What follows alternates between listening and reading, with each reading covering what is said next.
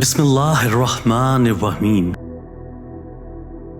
عقل و حکمت کے حصول کے لیے ضروری ہے زبان کو بے محل نہ کھولنا، حلال غذا کھانا، شرمگاہ کو قابو میں رکھنا، سچ بولنا، عہد کو پورا کرنا، مہمان کی عزت کرنا، پڑوسی کی حمایت کرنا اور جس بات سے کوئی فائدہ حاصل نہ ہو اسے ترک کر دینا۔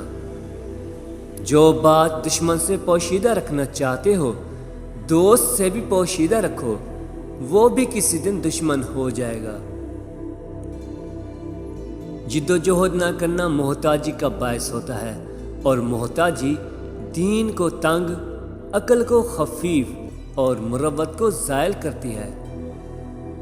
مصائب سے مت گھبرائیں کیونکہ ستارے اندھیرے میں ہی چمکتے ہیں۔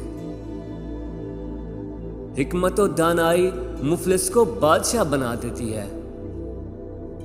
سخاوت پھل ہے مال کا، اعمال پھل ہے علم کا، خوشنودی خدا تعالی پھل ہے اخلاص کا۔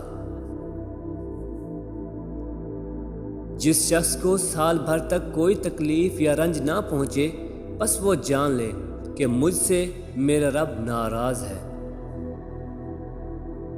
جو شخص التجائی نگاہ کو نہیں سمجھ سکتا اس کے سامنے اپنی زبان کو شرمندہ نہ کرنا۔